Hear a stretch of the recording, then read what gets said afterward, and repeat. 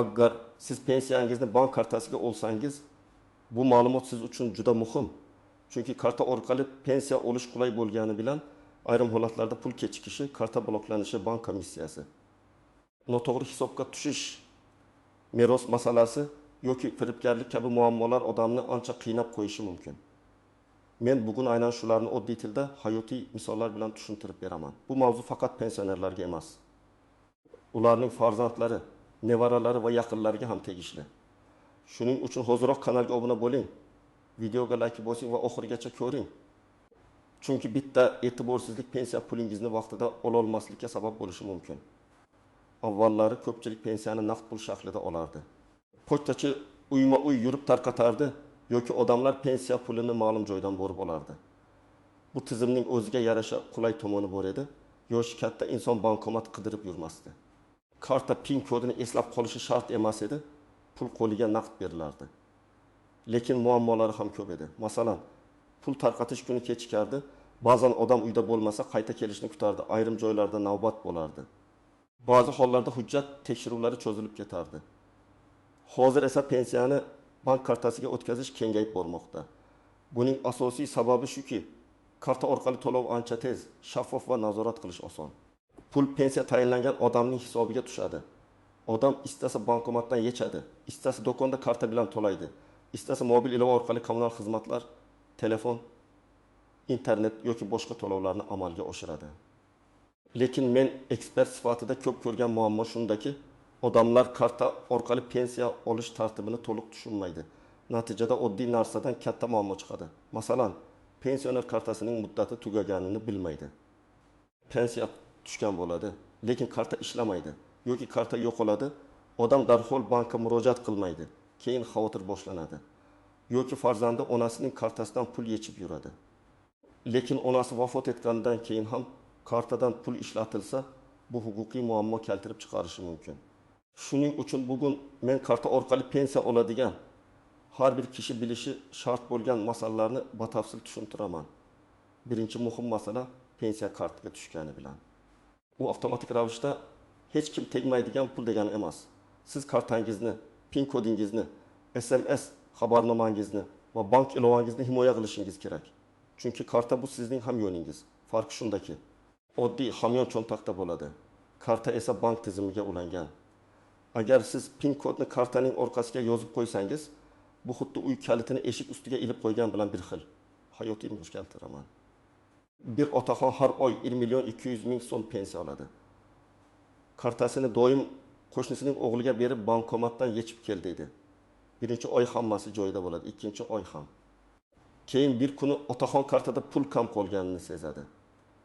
Bankdan ko'chirma olinsa, pensiya tushgan kuni 1 million 200 ming so'm emas, bir necha marta bo'lib 300 ming, 200 ming, bir xil ming so'mdan yechilgan bo'ladi. Endi isbotlash qiyin.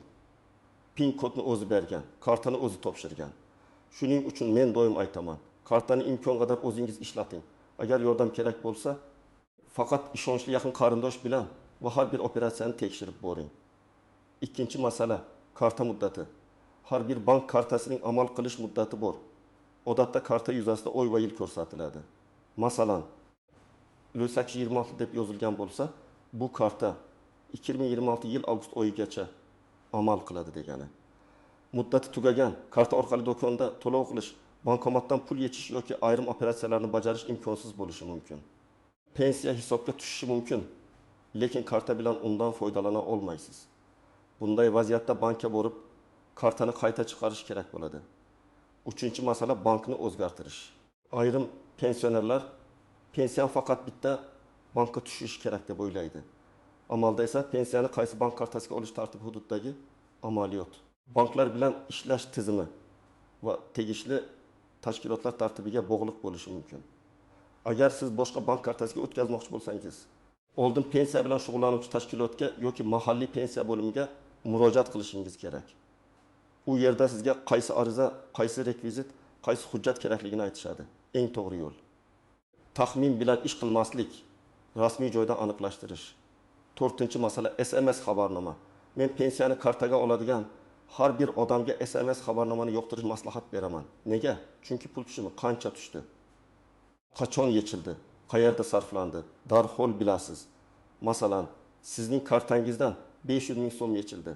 Agar SMS xabarnoma ulangan bo'lsa, shu zahoti bilasiz va bankka qo'ng'iroq qilib kartani bloklatishingiz mumkin. Agar xabarnoma bo'lmasa, bir hafta o'tib bankomatga borganda bilasiz. Bu paytda kech bo'lishi mumkin. Agar siz kartangizni o'zingiz ishlatsangiz, PIN kodni hech kimga aytmasangiz, karta muddatini kuzatsangiz, SMS xabarnomani ulagan bo'lsangiz va bankdan kelgan shubhali qo'ng'iroqlarga ishonmasangiz, siz ortiqcha xavotir olmasangiz ham bo'ladi. Karta orqali pensiya olishning o'zi xavfli emas. Xavf odamning bilimsizligi, e'tiborsizligi yoki begonalarga ortiqcha ishonishdan kelib chiqadi. Masalan, bir buvi har oy 900 ming so'm pensiya oladi. U kartasini do'konda ishlatmaydi. Faqat oyda bir marta banka borib, kassadan pulini yechadi. U SMS xabarnoma ulatgan, kartani uyda alohida joyda saqlaydi. PIN kodni hech kimga aytmaydi. Bunday odamda xavf juda past, chunki u tartib bilan ishlayapti. Yana bir misol, bir amaki pensiyasini kartada saqlab, oy davomida asta-sekin ishlatadi. Telefoniga bank ilovasi o'rnatilgan, farzandi unga faqat ilovani tushuntirib bergan, lekin parolni bilmaydi. Har bir to'lovni o'zi tasdiqlaydi. Bu ham yaxshi yondashuv. Eng avvalo, yoshi katta, yolg'iz yashaydigan, telefon va karta ishlatishga qiynaladigan pensionerlar ko'proq ehtiyot bo'lish kerak. Chunki firibgarlar aynan shunday odamlarni nishonga oladi. Ular qo'ng'iroq qilib, "Men bankdanman, kartangiz blok bo'ldi. Kodni ayting. Pensiyangiz tushmay qolmasligi uchun SMS kodni ayting. Yangi tizimga o'tkazyapmiz, karta raqamini ayting" deyishi mumkin. Men aniq aytaman, haqiqiy bank xodimisidan PIN kod, SMS kod, ilova paroli yoki kartaning maxfiy ma'lumotlarini so'ramaydi. Masalan, pensionerga telefon qilishadi va sizning kartangizga 2 million so'm kompensatsiya tushishi kerak, lekin tasdiqlash kodi kerak deyishadi. Odam ishonib SMS kodni aytadi. Aslida bu kod bank ilovasiga kirish yoki pul o'tkazishni tasdiqlash kodi bo'ladi. Natijada kartadagi 1 million 500 ming so'm bir necha daqiqada yechib olinadi. Keyin bankka borib shikoyat qilish mumkin. Albatta, lekin pulni qaytarish har doim ham oson bo'lmaydi. Chunki kodni odamning o'zi aytgan bo'ladi. Ikkinchi xavf guruhi pensiyasini farzandi, kelini, kuyovi, qo'shnisi yoki tanishi orqali yechtiradiganlar. Men yordam berish yomon demayman. Lekin pul masalasida hisob-kitob aniq bo'lishi kerak. Masalan, pensiya 1 million 100 ming so'm tushdi. Farzand bankomatdan yechib keldi va komissiya bo'ldi deb 1 million berdi. Balki haqiqatan ham bankomat komissiya olgandir. Balki yo'q.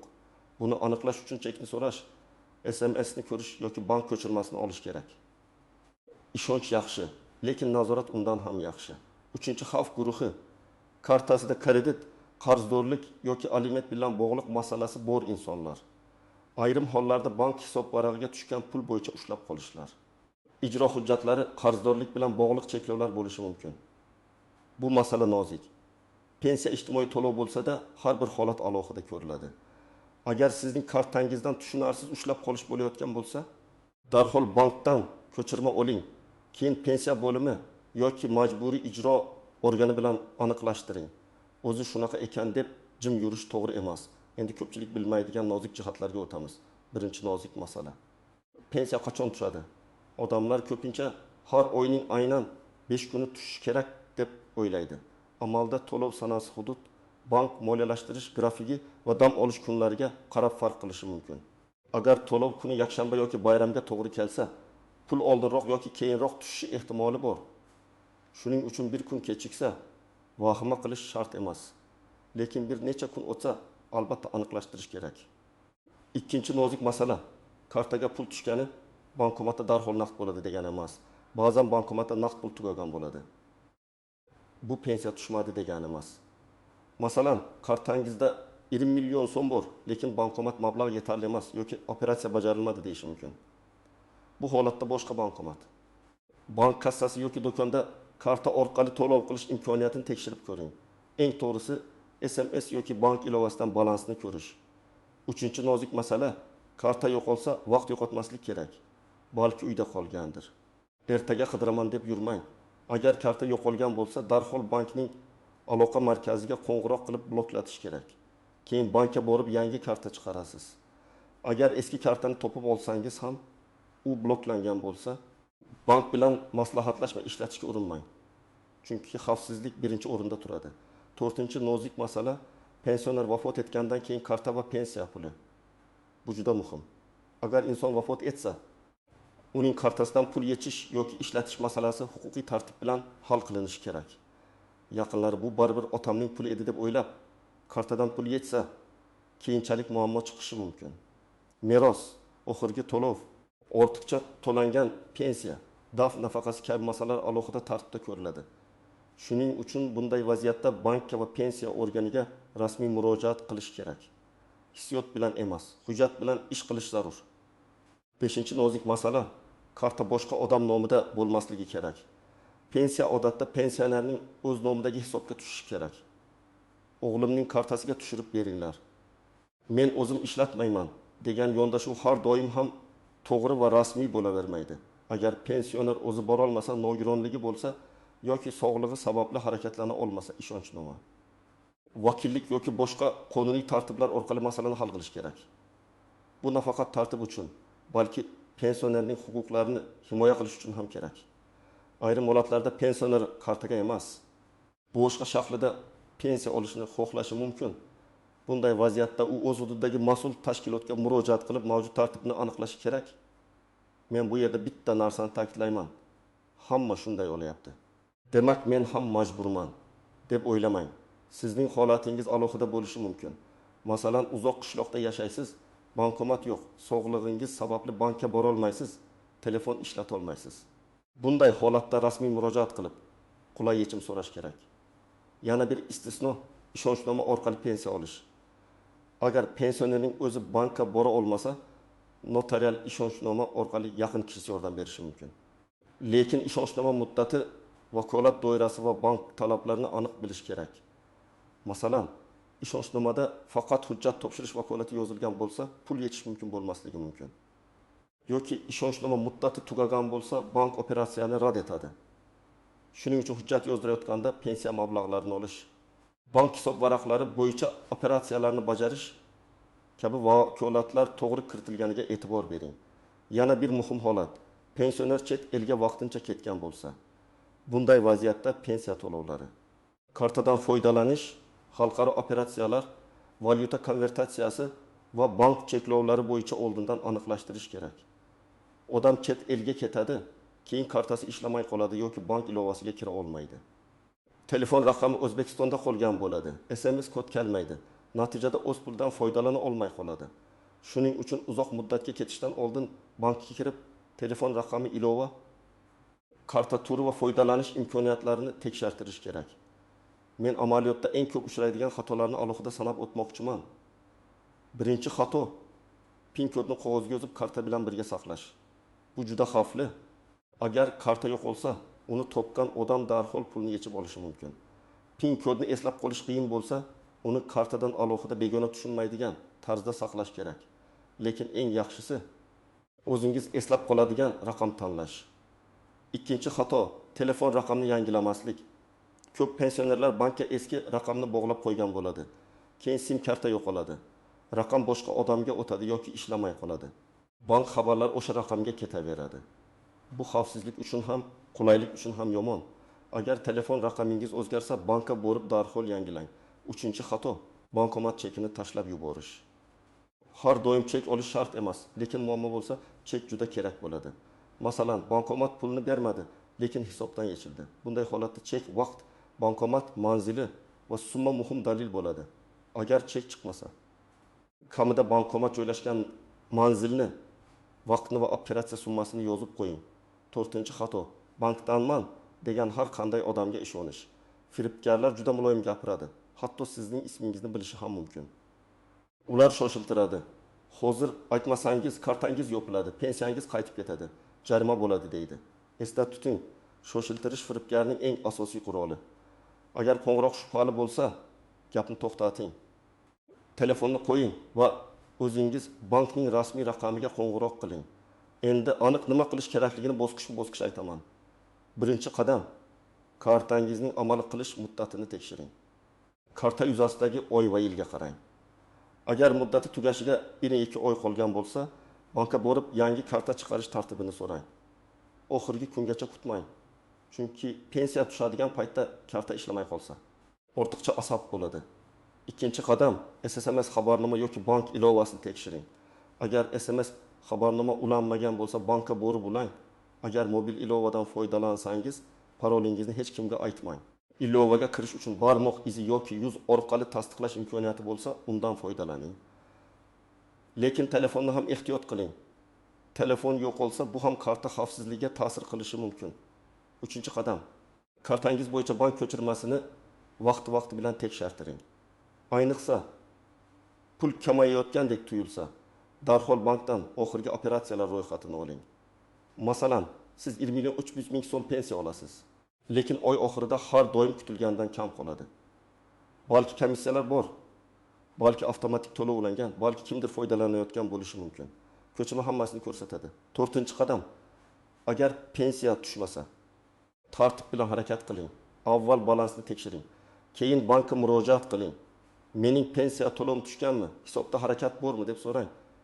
Agar bank mablag' kelmagan desa, pensiya bo'limiga murojaat qiling. O'zingiz bilan pasport yoki ID karta, pensiya guvohnomasi bo'lsa, uni bank kartasi yoki hisob raqami rekvizitlarini oling. Murojaatda aniq yozing. Men falon oy uchun pensiya to'lovim kartamga tushmaganini aniqlashni so'rayman. Sana, telefon raqam va imzo qo'yishni unutmang. 5-qadam, agar kartadan pul yechilib ketgan bo'lsa, darhol bankka murojaat qiling. Birinchi ish kartani bloklatish. Keyin bankdan yozma ko'chirma oling. Qaysi sanada, qaysi summada, qayerda operatsiya bo'lganini aniqlang. Agar firibgarlik alomati bo'lsa, ichki ishlar organlariga ariza yozing. Arizada men ushbu operatsiyani amalga oshirmaganman deb aniq ko'rsating.